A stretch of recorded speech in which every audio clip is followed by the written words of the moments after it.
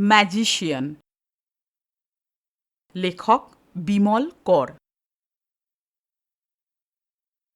বছর 25 পরে দেখা, চিনতেও পারিনি। অশ্বিনী আমাকে অবাক করে দিয়ে বলল, কি রে, চিনতে পারছিস? আমি অশ্বিনী। মানুষ যে কত বদলে যায় অশ্বিনীকে না দেখলে বোঝা মুশকিল। ছেলেবেলার চেহারা বয়সে পাল্টে যায়, তবু একটা আদল ধরা পড়ে। অশ্বিনীর সবই পাল্টে গিয়েছে। অনেকক্ষণ নজর করে দেখলে হয়তো তার সামনের দাঁত আর কখনো কখনো চোখের দৃষ্টিতে পুরনো অশ্বিনীকে একটু আধটু ধরা যায়। অশ্বিনী আমার হাত ধরে টানল, বলল, আয়, দোকানে আয়। আমি ধুলুর মুখে শুনেছিলাম তুই আসছিস। ধুলু আমার ভাই, নিজের নয়, দূর সম্পর্কের। বয়সে অনেক ছোট। শ্রাদ্ধ শান্তির ব্যাপারে ধুলুদের বাড়িতেই এসেছি। দিন দুই থাকার কথা। দর্জির দোকান দিয়েছে অশ্বিনী, বাজারের মধ্যেই। দোকানের নাম রেখেছে মনোরমা। ছোট দোকান, সাধারণভাবে সাজানো গোছানো। দোকানের পেছনের দেওয়ালে কাঠের তক্তা দিয়ে বাঙ্ক মতন করে নিয়েছে। সেখানে তার দর্জি বসে সেলাই মেশিন নিয়ে। অশ্বিনী আমাকে তার চেয়ারে বসালো, নিজে বসলো একটা টুলের উপর। বলল, কতকাল পরে তোকে দেখলাম বিজন, কেমন আছিস বল? বলার আর কি বা ছিল? চাকরি বাকরি, ঘর সংসার, ছোটখাটো অসুখ বিসুখ নিয়ে সাধারণ মানুষ যেমন বেঁচে থাকে সেভাবেই দিন কাটছে, বললাম অশ্বিনীকে। শেষে বললাম, তুই কেমন আছিস তাই বল। অশ্বিনী বলল, আমার অবস্থা তো দেখতেই পাচ্ছিস, এই দোকান নিয়ে আছি, চলে যাচ্ছে কোনো রকমে। বলে অশ্বিনী উঠল। দাঁড়া, একটু চায়ের কথা বলে আসি। পকোড়া খাবি? সেই মতিয়ার দোকানের পকোড়া। মতিয়া অবশ্য নেই, তার ভাইপো দোকান চালায়। অশ্বিনীকে খুশি করতেই আমি মাথা নাড়লাম। অশ্বিনী চলে গেল। দোকান ফাঁকা, রাত হয়ে আসছে। যদিও মাসটা ফাল্গুন, তবু কলকাতার মতন গরম পড়ে যায়নি। একটু শীতের ভাব রয়েছে। আমার বারবার ছেলেবেলার কথা মনে পড়ছিল। অশ্বিনী আমার ছেলেবেলার বন্ধু। একসঙ্গে প্রাইমারি স্কুল থেকে শুরু করে হাই স্কুল পর্যন্ত পড়েছি। খেলাধুলো করেছি একসঙ্গে, থাকতামও এক পাড়ায়। স্কুল ছাড়বার পর থেকে আর তেমন দেখা সাক্ষাৎ হয়নি। আমার বাবা চাকরি থেকে রিটায়ার করে ধানবাদ ছাড়লেন, আমিও ছাড়লাম। ছেলেবেলায় অশ্বিনী ছিল যেমন হুজুগে তেমনি বেপরোয়া। তার বাবা, আমাদের কামাখ্যা কাকা, ছিলেন রেলের ছোট ডাক্তার।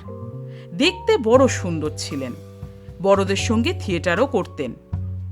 অশ্বিনী অত সুন্দর ছিল না দেখতে, কিন্তু সুশ্রী ছিল। তার চোখ নাক ছিল চমৎকার। চেহারাটা অবশ্য গণেশ গণেশ ছিল। অশ্বিনী বেশ শৌখিন ছিল। ফিট ফাট প্যান্ট শার্ট পরে স্কুলে যেত। তার পকেটে পাট করা রুমাল থাকতো। আমরা তখন বাচ্চাদের পকেটে রুমাল থাকার কথা ভাবতেই পারতাম না। অশ্বিনীর ছেলেবেলা থেকেই শখ ছিল ম্যাজিশিয়ান হবে। ধানবাদের রেলবাবুরা পেল্লায় করে যে এক্সিবিশন করতেন, সেখানে গণপতির ম্যাজিক দেখার পর থেকেই তার মাথায় এই শখ চাপে। অশ্বিনী বটতলার ম্যাজিক শিক্ষার বই আনিয়ে ম্যাজিক শিখত আর আমাদের দেখাতো। ম্যাজিক দেখাতে গিয়ে অশ্বিনী অনেকবার মরতে মরতে বেঁচে গেছে। একবার সে কলা খেয়ে মুখ থেকে ছুঁচ বার করতে গিয়ে মরো হয়েছিল। আর একবার যা করেছিল আরো মারাত্মক। কাঁচের টুকরো চিবিয়ে খেতে গিয়েছিল। বইয়ে পড়েছিল আদার রসে কাঁচের টুকরো ভিজিয়ে উনুনের পাশে রেখে গরম করে নিলে কাঁচ হজম করা যায়। সেই কায়দাটা দেখাতে গিয়ে গাল জিভ কেটে যায় যায় অবস্থা হয়েছিল অশ্বিনীর। ছেলেবেলার এইসব বোকামি সে অবশ্য শুধরে নিয়েছিল, কিন্তু ম্যাজিকের নেশা তার মাথা থেকে যায়নি। আমরা যখন স্কুল ছেড়ে চলে আসি তখন সে অনেক পাকা ম্যাজিশিয়ান। সরস্বতী পুজোর দিন স্কুলে সে ম্যাজিক দেখাতো। ম্যাজিশিয়ান অশ্বিনী আজ সাদামাটা একটা দর্জির দোকান দিয়ে বসে আছে, এ যেন ভাবাই যায় না। তাছাড়া তার চেহারা, সেই সুশ্রী শৌখিন অশ্বিনীর আজ কি বিশ্রী চেহারা হয়ে গিয়েছে। রোগা হাড় হাড় চেহারা, মুখ শুকিয়ে বুড়োদের মতো চিমসে হয়ে গিয়েছে। মুখের কথা জড়ানো, মাথার চুল পাতলা, পোশাক আশাকও একেবারে মামুলি। ওকে দেখলে দুঃখই হয়। অশ্বিনীর কথাই ভাবছিলাম, এমন সময় অশ্বিনী ফিরে এলো। হাতে শালপাতার ঠোঙায় পকোড়া। বলল, আমি খাবো না, তুই খা, গরম ভাজি আনলাম, চা আসছে। পকোড়া খেতে খেতে আমি বললাম, তোর এই দর্জির দোকান কতদিনের? তা বছর 6 হবে। মনোরমা নাম দিয়েছিস কেন? আমার মায়ের নাম মনোরমা। আমার খেয়াল ছিল না কাকিমার নাম, অপ্রস্তুত হলাম। তারপরই বললাম, তুই আর কিছু করতে পারলি না? চাকরি বাকরি, অন্য কোনো ভালো ব্যবসা? চাকরি করেছি, ভালো লাগতো না, ঝগড়াঝাটি হতো, ছেড়ে দিয়েছি। কিন্তু এই দর্জির দোকানে তো চলে? চলে যাচ্ছে। আমার আর আছেটা কি? মা নেই, বাবা নেই, দিদি ছিল, সেও নেই। আমি একলা থাকি, নিজেই রান্নাবান্না করি, খাই। এমন সময় চা এলো। দেখলাম অশ্বিনীর জন্যে চা আসেনি। বললাম, তুই চা খাবি না? না, তুই খা। চা খেতে খেতে আমি হেসে বললাম, তো সেই ম্যাজিক ছেড়ে দিয়েছিস?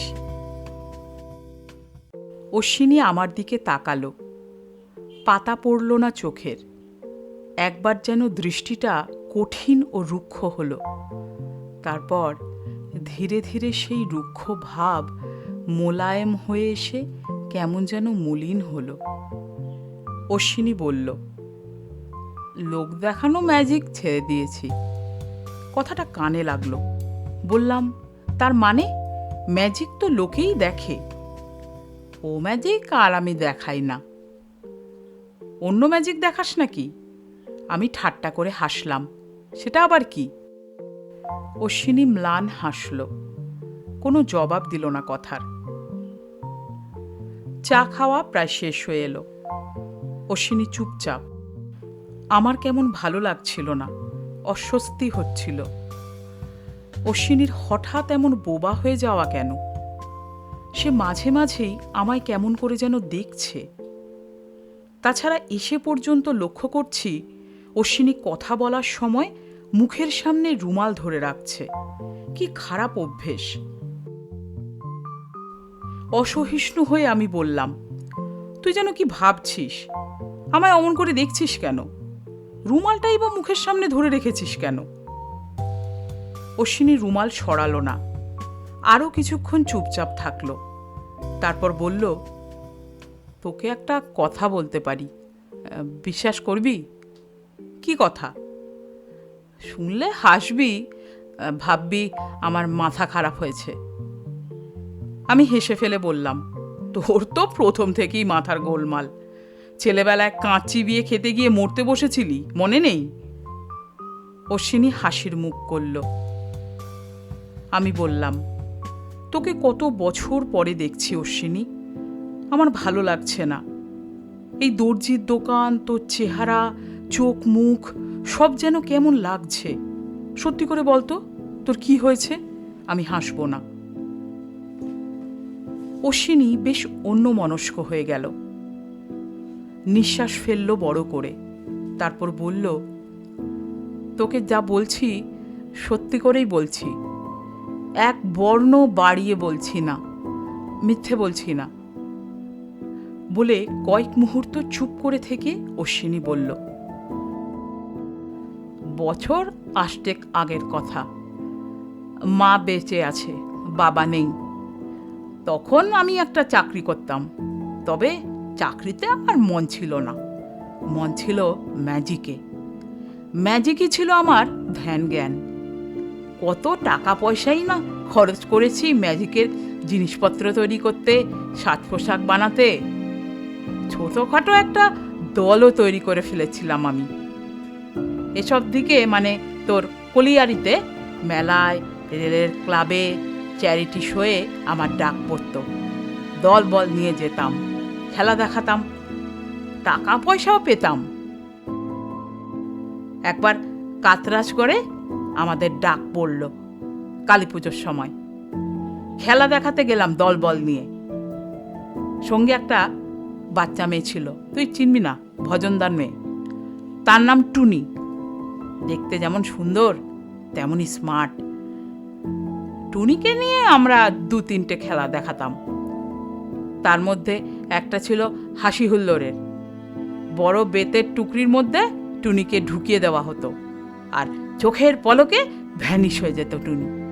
তার বদলে টুকরি থেকে এক জোড়া খরগোশ বেরিয়ে আসতো।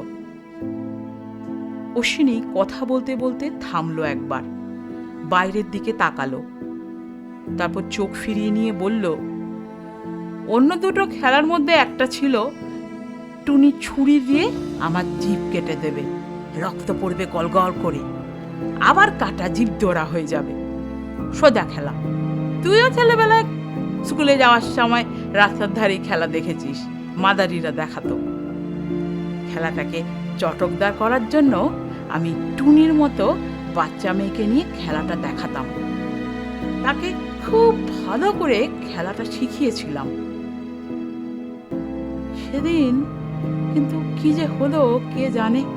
সহজ খেলা অজস্র বার দেখিয়েছি, অথচ ওই দিনটাতে সব গোলমাল হয়ে গেল, ভুল হয়ে গেল আমাদের।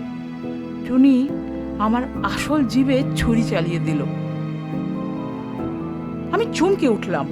বলে কি অশ্বিনী, ও জিভ নেই নাকি? তাহলে কথা বলছে কেমন করে? আমার অবাক মুখের দিকে তাকিয়ে অশ্বিনী বলল, তুই ভাবছিস আমার জিভ কি করে কেটে ফেলেছিল টুনি? না, সবটা কাটেনি, জিভের একটা পাশ কেটে গিয়েছিল। তাতেই যা রক্ত পড়েছিল তুই কল্পনাও করতে পারবি না। হাসপাতালেও ছিলাম বেশ কিছুদিন। স্বস্তির নিঃশ্বাস ফেলে বললাম, সেই থেকে ম্যাজিক ছেড়ে দিয়েছিস? মাথা হেলিয়ে অশ্বিনী বলল, হ্যাঁ, ছেড়ে দিয়েছি। কিন্তু আসল ব্যাপারটা তো তোকে বলিনি এখনো। আমার জিভ ধীরে ধীরে আবার আগের মতো হয়ে এলো খানিকটা। ভাবলাম বেঁচে গেলাম। পরে দেখলাম জিভটার আগের মতন হচ্ছে না, রংটা দিন দিন কালো হয়ে যাচ্ছে, আর ধারগুলো কেমন গুটিয়ে থাকে। কথা বলতে আগে বেশ কষ্ট হতো, এখন অনেকটা সামলে নিয়েছি। কৌতূহল বোধ করে বললাম, দেখি তোর জিভ। অশ্বিনী মাথা নাড়ল। আমি বললাম, দেখা না কি হয়েছে। অশ্বিনী আমার চোখে চোখে তাকিয়ে বলল, না রে, দেখিস না। কেন? আমার জিভ আমি কাউকেই দেখাই না।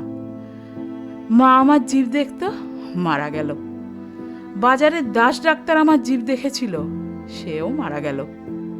আমার জিভ দেখলে খারাপ হয়, আমি কারোর সামনে জিভ দেখাই না। আমার বিশ্বাস হলো না। তারপরই মনে পড়ল, অশ্বিনী আমার সঙ্গে কথা বলার সময় আগা গোড়া মুখের সামনে রুমাল আড়াল করে রেখেছিল। সে কোনো কিছুই খায়নি। অশ্বিনীর কথা আমার বিশ্বাস করতে ইচ্ছা করছিল না, আবার কেমন ভয়ও করছিল। অশ্বিনী কার জীব নিয়ে বেঁচে আছে, তার না অভিশপ্ত কোনো জীবের, কে জানে।